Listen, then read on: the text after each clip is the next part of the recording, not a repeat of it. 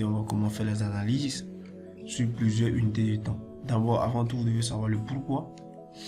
Donc, ça nous revient à voir les avantages. Les avantages de l'analyse sur plusieurs time frames est que la première, ça augmente la probabilité, d'accord, de nos setups. La deuxième, ça nous permet d'avoir des entrées optimisées.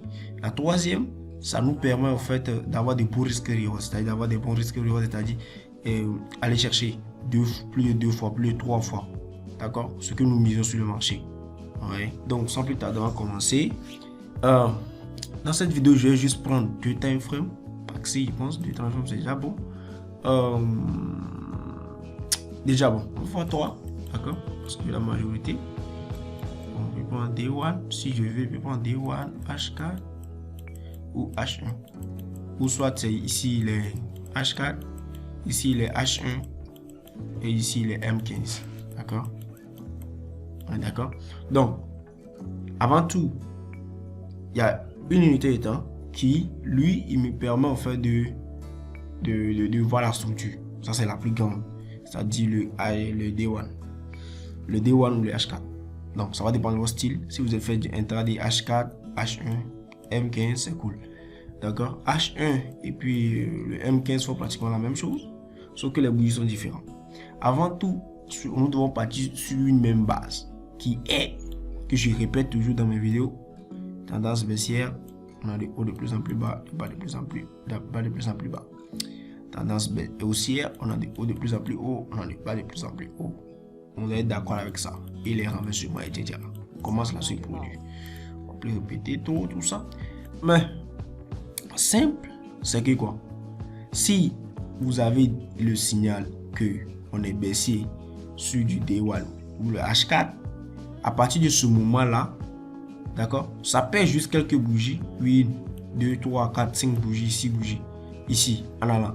Maintenant, le moment où le marché commence par faire un retracement, c'est-à-dire il y a deux bougies contraires, c'est-à-dire des bougies qui montantes, 1, 2, ici sur le H4, H1, vous verrez quoi? Vous verrez que le marché a déjà fait un long mouvement baissier, ça va? Et que ce retracement-là sera traduit par un renversement possible et une petite tendance.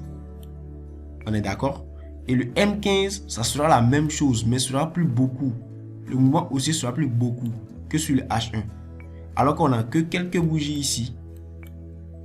Est-ce qu'on est d'accord? Donc du coup, le truc c'est que, comme on connaît comment la structure bouge, on va s'attendre à un renversement. Puisque premier abord, on est baissier. On veut suivre la tendance, on est baissier. On doit toujours prendre le setup de sell. Donc du coup, on va attendre les renversements pour prendre nos sell pour descendre. Est-ce qu'on est d'accord? Donc, ici aussi, c'est la même chose pour descendre. D'accord? Lui là, il va commencer le renversement pour donner à celui-là. Ce qu'on appelle le mécanisme, market mechanics. Ça commence depuis le M1, même les secondes. D'accord? Si vous voulez le trader là-bas. Donc, le renversement là, il va le faire. Même ici, il y a eu un renversement avant de commencer. Mais puisque nous, on sait que on est vendeur et qu'on cherche le setup de vente, on va attendre la fin. Et la fin va se marquer par cela. Ou soit, le moins le plus simple de faire, c'est le quoi? C'est d'attendre une bougie de pin bar, c'est-à-dire de rejet, de doji, engulfing, tout ce que vous voulez. D'accord? Mais tout ça fait doit partir dans le même sens. C'est-à-dire que on va aller dans le sens de la baisse. Est-ce qu'on est d'accord? Voilà. D'accord? Donc ces bougies doivent être dans le sens de la baisse. Mais quand vous cherchez les bougies, là, ça va vous êtes obligé de regarder cela sur le grand time frame. Est-ce qu'on est d'accord? Même le H1, oui. Mais sur le M15, là, non. Je ne le conseille pas. On est d'accord? On est d'accord? Pour des raisons données. Puisque quoi? Tu suis H4 et que tu vas suivre les bougies de M15 pour rentrer. Attends-toi à n'importe quoi. Puisque ces petits mouvements que tu vois ici, c'est les mêmes bougies en fait qui seront en haut ici, qui sont ici. Est-ce qu'on est d'accord? Donc c'est un peu ça en fait le truc. Et c'est la même chose dans l'autre sens aussi. Si on veut aller à la hausse et que notre grand time frame nous indique la hausse. nous devons chercher. Ok, parfait. Nous devons rechercher cela. D'accord? Il nous indique qu'on est haussier. D'accord? Donc, quand ce mouvement-là est baissier, il est là à faire, on aura une tendance complète ici. D'accord? Voilà. Et maintenant, à la fin, on aura une fin en fait. D'accord? C'est la même chose. M15, lui aussi, va faire ça, mais ça sera plus beaucoup. Est-ce qu'on est d'accord? Donc, il va renverser aussi. Donc, le renversement va commencer le petit time frame pour donner au grand time frame. Est-ce qu'on est d'accord? Donc là, on n'a que quelques bougies ici. On peut avoir 2, 3 bougies de H4. Alors que sur H1, ça fait 4 bougies. Ça fait 8 bougies. Ok? Et ici, on a pratiquement combien? 16. Et 8 bougies, non. 8 fois 4, ça fait 32 bougies. On aura 32 bougies ici. Donc, ça fait beaucoup sur le M15 déjà. Là, j'ai pas de H4, H1, M15. Est-ce que vous voyez? Donc, c'est de là que vient un peu la difficulté. Mais le truc, c'est de partir du même principe. On est haussier ici. D'accord? On prend les positions de hausse. Et le seul moment où vous devez perdre de l'argent, en fait, c'est le moment où, d'accord, c'est pas le seul, le 2-2-2. Il y a deux situations. Soit on est dans consolidation, vous allez sortir à 0. Soit on veut renverser pour aller dans le sens contraire. On est d'accord? C'est-à-dire qu'ici, il veut renverser pour aller dans le sens contraire. C'est en ce moment pour perdre de l'argent. Est-ce que ça, on se comprend? Donc, ceci, c'est un peu ça, comment on utilise les grands time frames pour prendre des positions sur les marchés. On va voir des exemples de cela. Quelques exemples rapides de ce qu'on a vu. Donc, ici, H4. D'accord, H4. Sur mon H4, on est haussier. Sur mon H1, on le voit clairement la hausse. Donc, sur mon M15 ici, bon, j'ai juste pris la partie ici de prise de position. D'accord? Voilà, il est juste pour vous montrer. Je n'ai pas mis le stop loss rien ici. C'est juste un exemple. D'accord? C'est juste l'exemple. On est baissier. D'accord? Ici, d'accord? On a été un petit peu baissier, c'est-à-dire le pullback. Ici, on voit clairement, on voit clairement la baisse un petit peu. D'accord? Donc, du coup, c'est ça. Donc, sur le M15, tu verras une baisse, une bonne baisse. Vous comprenez? Donc, c'est la fin que nous, on cherche à attraper. À la fin, le voilà. On a un joli W cassure la neck et puis on part. Donc, déjà, ici, quand tu vas attendre ici pour rentrer en position, tu rentres en position à la fin du mouvement. Quand tu prends position, maintenant, ton stop loss, elle est légère. Ton stop loss, elle est légère quelque part ici. D'accord? Et déjà, tu cours déjà pour aller chercher déjà plus de 1 et 3. Plus de 3 fois ton stop loss. C'est-à-dire ce que tu as misé, c'est ça? Ouais, la distance qu'on a misé. D'accord? Si supposons on a misé $100, ici, on a déjà plus de $300.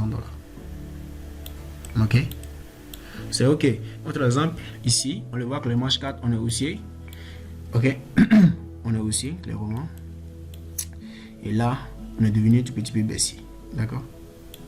Et la fin, on le voit. Ici, je suis rentré un peu plus tôt. D'accord?